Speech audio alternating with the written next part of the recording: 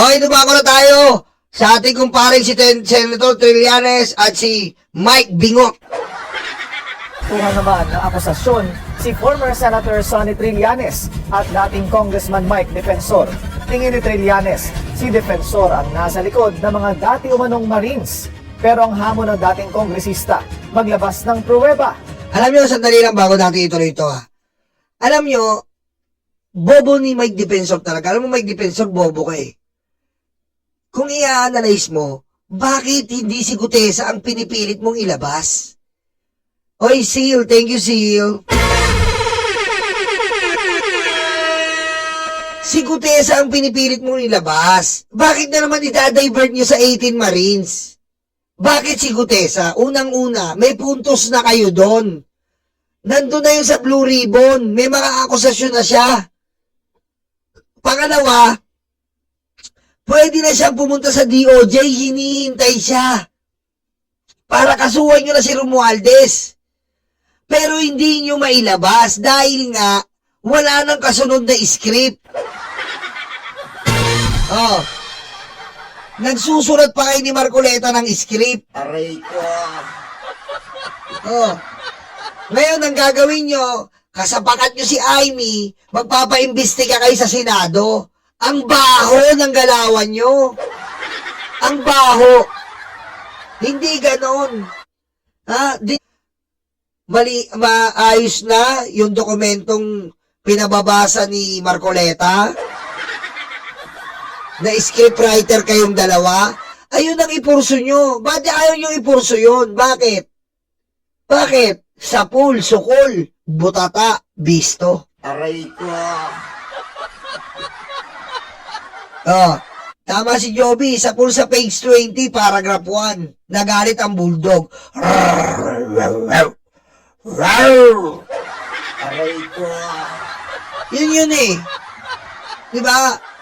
Hindi yung babalat ka na naman, magpapadala ka na naman mag-defensor ng 18. Ano yan? Aray ko. Ano ito ang agenda report ni Hanati? Dating Congressman Mike Defensor, si former Senator Sonny Trillanes, na maglabas ng ebidensya. Kasunod ng claim nito na may lead daw na nakuha ang kampo ng dating senador na posibleng isa siya sa may pakana na naging press con ng mga umano'y dating Marino. Doon inilantad ang di umano'y cash deliveries patungkol sa kaso ni dating Pangulong Rodrigo Duterte sa ICC. Sila raw ay nooy mga bata ni resigned Congressman Zaldico. Na-trace namin itong si Mike Defensor kung na yung isang kotse na ginamit ng mga nag-press con ay nakaregister sa kanyang pamilya. Oh, kita mo? Legit yan. May mga picture na pinikap yung 18 Marines nakaregister sa pamilya mo. Ayan yun eh. Oh. Ibig sabihin, pangalan nyo na naman to. Mahirap din na yung sasakyan nyo yun eh. Talagang yayarihan ka ni Sentry ayon sa aming pag-uusap. Aray ko. Ha? Yayarihin ka ni Sentry at saka huwag nyo pong kalimutan. Ha? Huwag nyo pong kalimutan. Maaaring humuhugot na naman si Hello Garci. Dahil itong si Trillanes ang nagpapabagsak kay Hello Garci. Di ba? Awkward mutiny. Huwag kami, may uta kami. Mike Defensor. Kaya dinadamay niyo si Trillanes. Bakit? Sinabi ng iyong mamita Hello Garci. Aray ko. Oh, sinabi. Diba? Malaki ang ugot ni Hello Garci kay Trillanes. Alam namin yan.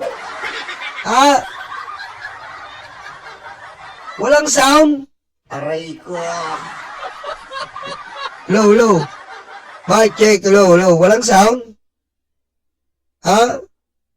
Ano walang sound? Hello, may sound? Ano walang sound? I-charge yung hearing aid nyo! Aray ko. Ha? Yung hearing aid, kina-charge yan. Hindi yan naka-solar power.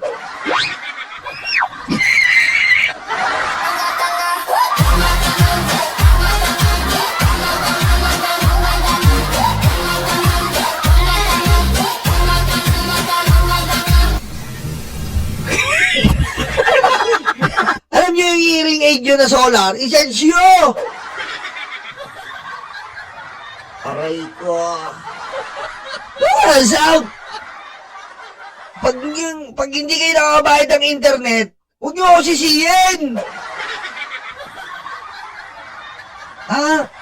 Pare-parehas lang tayo. Pare-parehas lang tayong delay ang payment ni Judith. Aray ko. Ang tawag dyan, tutuli sa aking tenga, nagpara.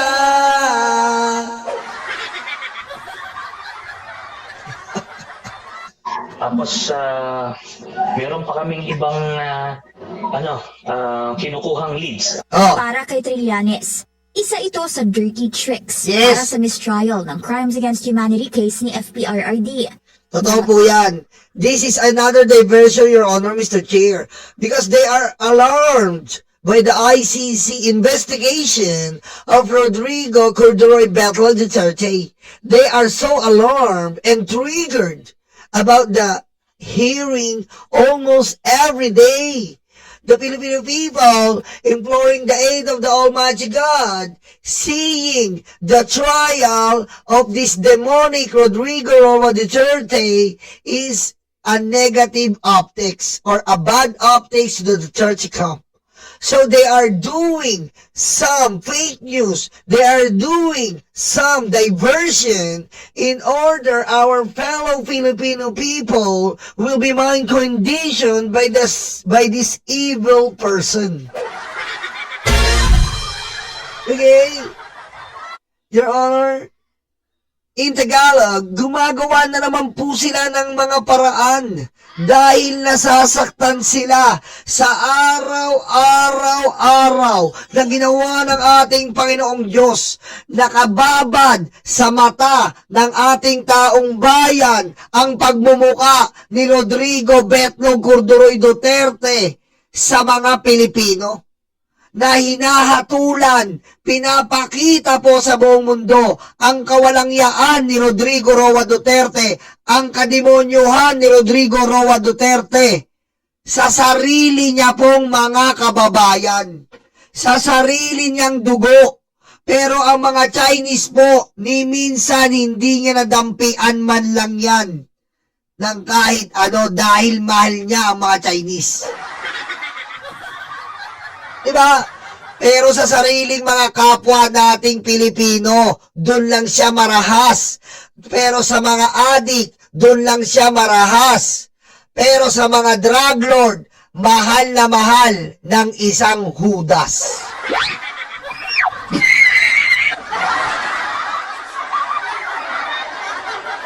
Diba? Masakit yan para sa mga DDS. Masakit ang nangyayaring araw-araw na to.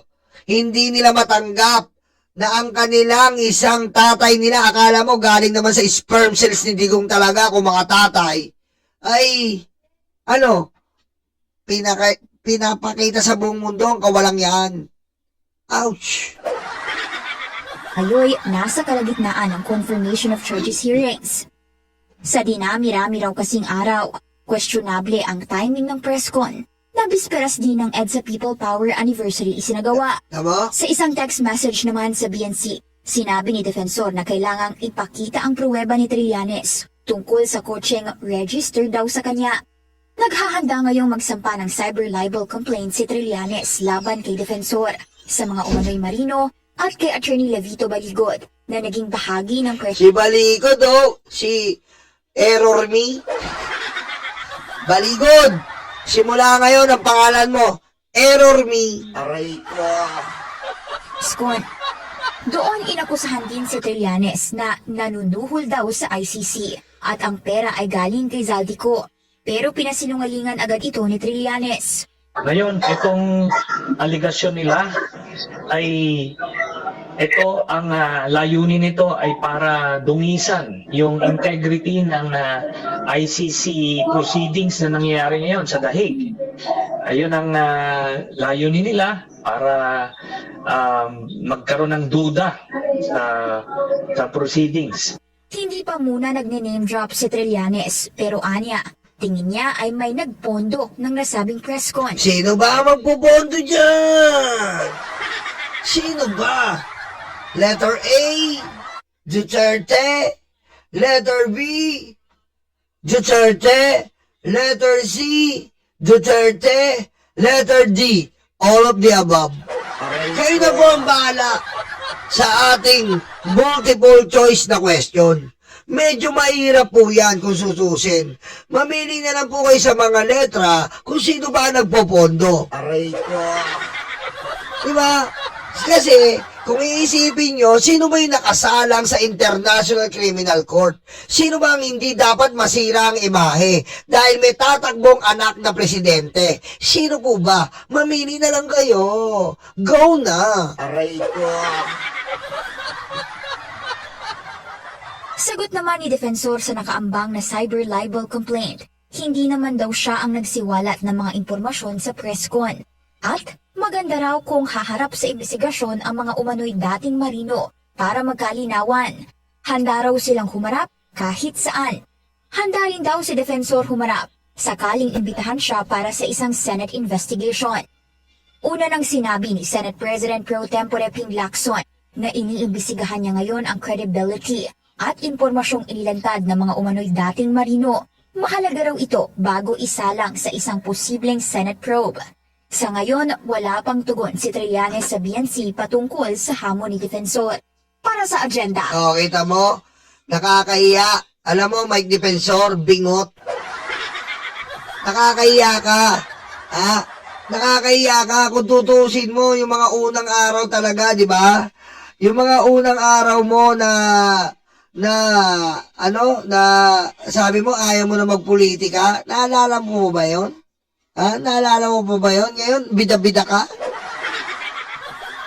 Oh. Ngayon, bida-bida ka na. Ngayon, sobrang epal mo na. Aray ko. Oh. Ayun, oh. And I think it's time of what was happening. Him prior to Thursday's Senate hearing and had asked him to meet him in a restaurant somewhere near the Senate. And this is supposedly where you introduced Senator Marcoleta to Sergeant Gutesa. Is this true? And tell us Yes, more that- about that meeting. Yes, that's correct, Pinky. Initially, this guy, through a common friend who was also a soldier, Ito mo, ito yung beginning eh. Ito yung beginning. Beginning ni Defensor. wanted to see me, and he gave me some snippets of what was happening in relation to his work with Congressman Saldico. So I told him, it's best to discuss it with Senator Marcoleta because that's really was his intent, for him to brief Senator Marcoleta on what's happening on their side, the delivery of money. And so I said, okay, best to meet him and to discuss him with him, to the senator, the stories that you've been telling me. So I visited Senator Marcoleta. In fact, initially we were discussing it, and I said, there's this guy I wanted to discuss with you. Ayop, no? Gumagano pa si Defensor dati, no? Meron dito, gusto kang makausap. Parang tanga lang, eh, no? Parang tanga. Parang hindi sila magkasabot, eh, no?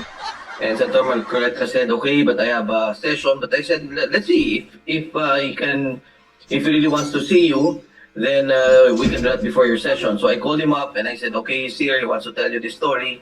And then he asked me again about the details. I really can't tell you. Best that you come here and you discuss with him. So si Sergeant Gutesa told him his story, and he also presented a draft statement of what he wanted to say.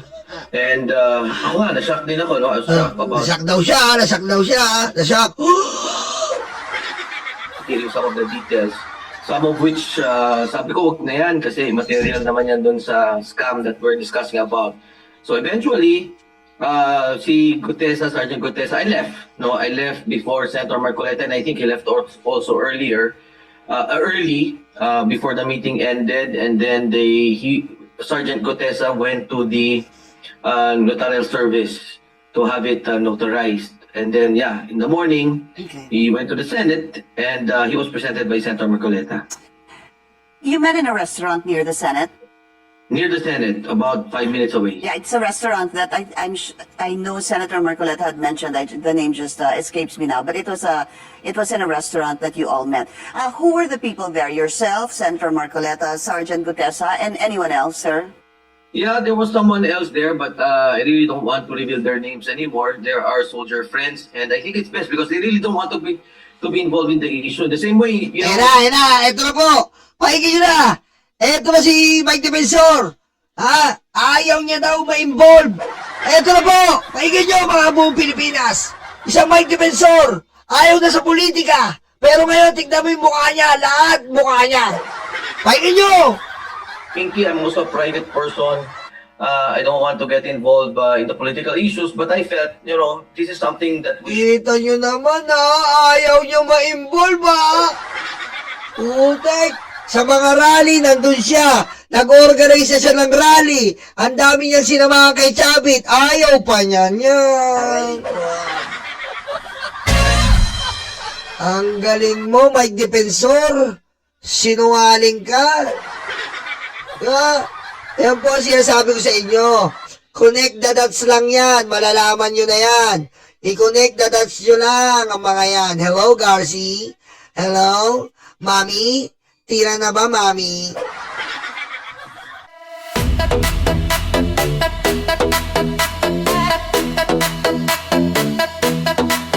Takot na ang mga aso, dumarating ang mga kaso. Sila ay sinusundo na, dadalhin sa tatay nila.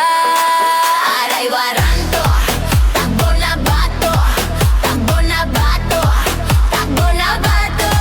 Aray waranto, bakit na bongo, bakit na bongo, bakit na bongo.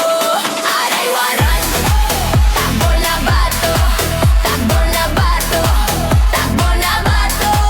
Aray waranto, bakit na bongo, bakit na bongo, bakit na bongo.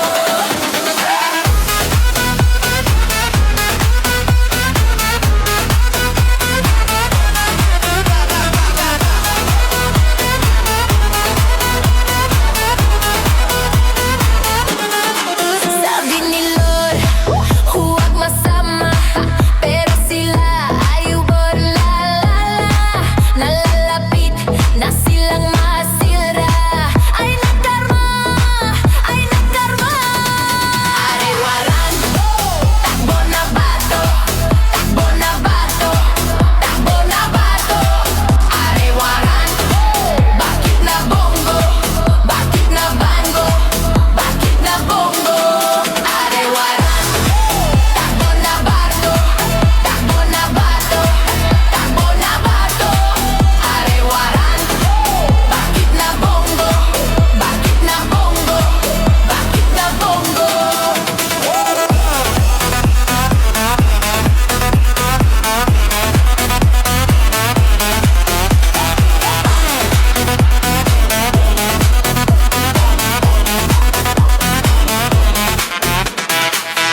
De, utakluga, de, stanga-tanga, de, utakluga, de, stanga-tanga, de, utakluga, de, stanga-tanga, de, utakluga, de, stanga-tanga.